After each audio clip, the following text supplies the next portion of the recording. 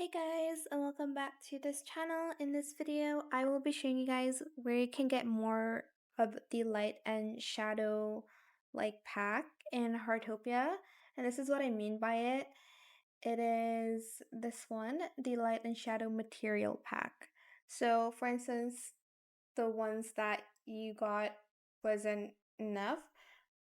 So you're just going to go to the Acorn store, go to the rare collectible, and you're able to purchase it using moonlight crystals. So I think one is 50, which is a lot, or is it 10 is 50? I'm not sure actually.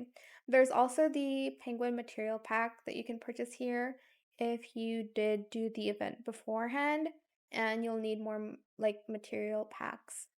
So yeah, that's where you can get more material packs in Heartopia. I hope it was helpful for you guys. Don't forget to like, comment, share, and also subscribe to this channel if you haven't done that already. If you have any more questions about this video, just leave it in the comment section down below. I will try my best to answer them all for you guys. And if you found this video helpful, please click the thanks button as well. That is it. Thank you so much for watching. Bye.